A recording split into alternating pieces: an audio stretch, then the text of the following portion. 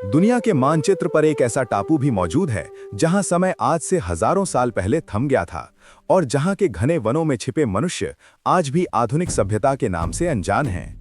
Papua New Guinea के इन कठिन पहाड़ों और दलदलों के पीछे ऐसी रहस्यमयी जातियां बसती हैं जिनके रीति रिवाज सुनकर बुद्धि दंग रह जाती है और आत्मा कांप उठती है। ये कहानी उन कदमों की है जो कभी नगरों की सड़कों पर नहीं पड़े और उन आंखों की है जिन्होंने कभी बिजली का प्रकाश नहीं देखा, बल्कि वो सिर्फ कुदरत के भयानक और सुंदर चेहरों से वाकिफ हैं। इस अनोखे सफर का आरंभ इस शांतमयी माहौल से होता है जो इन घने पेड़ों के बीच छिपा है, जहां हर पत्ते की आहट एक नई कहानी सुनाती है और हर अनजान कदम किसी पुराने कबीले के क्रोध को न्योता दे सकता है। क्या आप तैयार हैं इस संसार में पैर रखने के लिए जहां मनुष्य अब भी पत्थर के युग की जिंदगी जी रहा है और जहां मृत्यु और जीवन के बीच सिर्फ एक तीर का अंतर बाकी रह जाता है? पापुआ न्यू गिनी के ऊंचे पर्वतों के इलाके में एक ऐसा समूह आबाद है जिसे दुनिया होली विगमैन के नाम से जानती है, जो अपनी बनावट से किसी दूसरी दुनिया के प्राणी नजर आते हैं। ये लोग अपने सरों पर मानव बालों से बनी हुई भारी टोपियां पहनते हैं और अपने मुखड़े को पीली मिट्टी से रंगकर एक डरावना रूप धार लेते हैं जो शत्रु को दूर से ही खौफजदा कर देता है। इनके कुटिया बांस और घास से बने होते हैं जो मेघों के बीच छिपे रहते हैं, जहां पक्षियों की चहचहाहट और ढोल की आवाज के अलावा कोई तीसरी ध्वनि सुनाई नहीं देती। यहाँ के मर्द अपनी जिंदगी का बड़ा भाग स्त्रियों से अलग रहकर एक कठोर अनुशासन में गुजारते हैं ताकि वो अपनी शक्ति को बनाकर रख सकें और योद्धा बन सकें। इनकी विचित्र रसूमात के पीछे क्या भेद छिपा है और क्यों ये लोग आज भी अपनी पुरानी मर्यादाओं को प्राणों से ज्यादा प्यारा रखते हैं, ये एक ऐसा प्रश्न है जो हर देखने वाले के मन में पैदा होता है। टापू के बीच में बहने वाली नदी के किनारों पर मगरमच्छ कबीले के लोग बसते हैं, जिनका मानना है कि उनके पूर्वज इसी खतरनाक जीव की नस्ल से थे।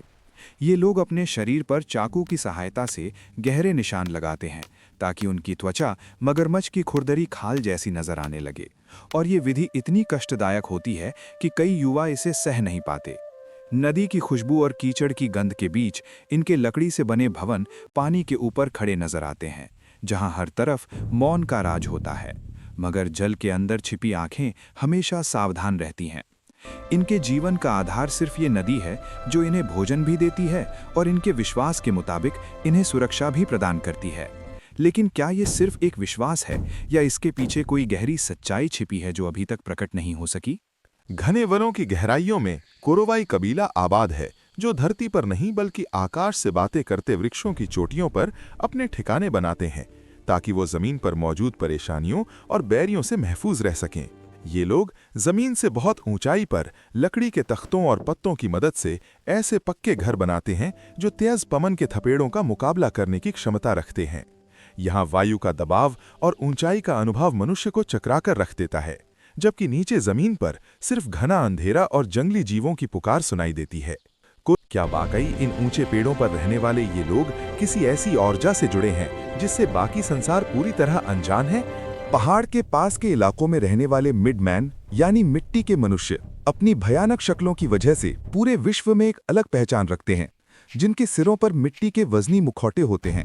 इनके शरीर सफेद राख और मिट्टी से भरे होते हैं और उंगलियों पर लंबी लकड़ियां लगी होती हैं जो किसी तीखे नाखून की तरह नजर आती हैं। टापू के एक दूर के कोने में अंगा कबीला पाया जाता है, जिनके यहाँ मुर्दों को जलाने या दफनाने का रिवाज नहीं, बल्कि वो अपने प्यारों के शरीर को धुएं की मदद से सुरक्षित कर देते हैं ताकि वो सदियों तक उनके साथ रह सकें। इन ममियों को पर्वतों की चोटियों पर लकड़ी के ढांचों में रखा जाता है, जहां से वो अपने गांव पर दृष्टि रखती हैं और उनकी आंखें अब भी ऐसा भाव देती हैं जैसे वो जीवित हों। पहाड़ी पवन की आवाज और इन सूखी हुई लाशों का दृश्य किसी भी निर्बल दिल वाले के लिए खतरनाक सिद्ध हो सकता है, जहां मृत्यु की शांति हर तरफ फैली हुई है। पूर्वी हाईलैंड्स के पुरस्कार स्थानों पर कुछ ऐसे ग्रोह भी हैं जो अपने मृतकों की हड्डियों से गहने बनाते हैं और उन्हें गौरव से पहनते हैं। इनका मानना है कि हड्डियों के मनुष्य की आत्मा का कुछ अंश बाकी रह जाता है, जो पहनने वाले को साहस और बल प्रदान करता है और उसे बुराइयों से दूर रखता है। वन के बीचों बीच लकड़ी के जलने की महक और पुराने मंत्रों की धुन एक ऐसा वातावरण बनाती है जहां मनुष्य खुद को किसी और काल का बंदी महसूस करने लगता है। उनके नृत्य में एक अजीब किस्म की ताल होती है जो देखने वाले पर मोहिनी डाल देती है और उसे ये एहसास दिलाती है कि शायद हमने तरक्की की दौड़ में बहुत कुछ खो दिया है। कलाम कबीला अपनी खास सजावट के लिए जाना जाता है, जहां मर्द हजारों चमकीले हरे रंग के कीड़ों के परों से बनी हुई मालाएं पहनते हैं, जो उनके समाज में आदर की निशानी समझी जाती हैं। उनके गले में मौजूद ये हार सूरज के प्रकाश में इस कदर चमकते हैं कि देखने वाले की आंखें चौंधिया जाती हैं, जबकि उनके मुखड़े पर मौजूद चित्रकारी उनके तेज को मजीद बढ़ा देती है। सागर के तट पर बसने वाले कबाइल का रहन सहन पहाड़ी लोगों से बिल्कुल भिन्न है, जहां वो सागर की लहरों और रेत के साथ अपने जीवन की कथा लिखते हैं। ये लोग अत्यंत तैराक और मछुआरे हैं, जो लकड़ी की छोटी नाव पर मीलों की दूरी तय करते हैं और गहरे जल से वो कुछ निकाल लाते हैं जो आम मनुष्य की सोच में भी नहीं होता। समुद्र की नमकीन हवा और लहरों का शोर इनकी लोरी है, जबकि रेत पर बने इनके झोंपड़े शांत के वो स्थान हैं जहां आधुनिक संसार की कोई चिंता नहीं पहुंचती। इनके यहाँ सागर को एक देवता का स्थान प्राप्त है, जिसकी वो पूजा करते हैं और जिसके प्रकोप से बचने के लिए वो कई तरह की भेंट चढ़ाते हैं। पापुआ न्यू गिनी के इन दूर दराज इलाकों में कुछ ऐसे समुदाय भी हैं जो आज तक किसी मानचित्र पर अंकित नहीं हो सके और जिनसे संपर्क करना प्राणों को संकट में डालने के बराबर है। ये खोए हुए कबीले घने वनों के उन भागों में रहते हैं जहां सूरज की किरणें भी कठिनाई से जमीन तक पहुंच पाती हैं और जहां हर कदम पर यमराज का साया रहता है। इनके बारे में सिर्फ कहानियां ही प्रसिद्ध हैं कि वो मनुष्यों को देखकर अदृश्य हो जाते हैं। आज की आधुनिक दुनिया इन कबाइल के लिए एक बहुत बड़ा खतरा बनकर उभर रही है, जहां वनों की कटाई उनके पुराने घरों को नष्ट कर रही है और उन्हें अपनी पहचान खोने पर विवश कर रही है। वो लोग जो कभी अपनी दुनिया के नरेश थे, आज शरणार्थियों जैसी जिंदगी जीने पर मजबूर हो रहे हैं, क्योंकि मशीनों के शोर ने उनकी शांति को भंग कर दिया है। धरती के हृदय पर पड़ने वाले ये घाव इन कबाइल के मन पर भी लग रहे हैं, जो अपनी माता भूमि को बचाने के लिए बेबस नजर आते हैं, मगर उनकी आंखों में अब भी वो विरोध बाकी है जो हार मानना नहीं जानती। क्या हम उनकी संस्कृति को बचा पाएंगे, या प्रगति की ये दौड़ उनके हजारों साल पुराने इतिहास को हमेशा के लिए मिटा देगी और आने वाली पीढ़ियां सिर्फ पुस्तकों में उनका वर्णन पढ़ेंगी?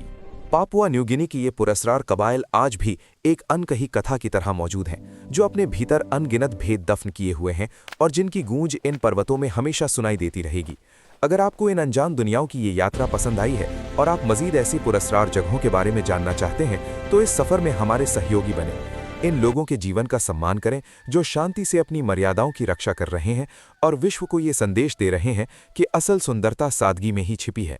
इस कहानी को दूसरों के साथ बांटें ताकि संसार को ज्ञान हो सके कि धरती के किसी कोने में आज भी पत्थर का काल सांस ले रहा है।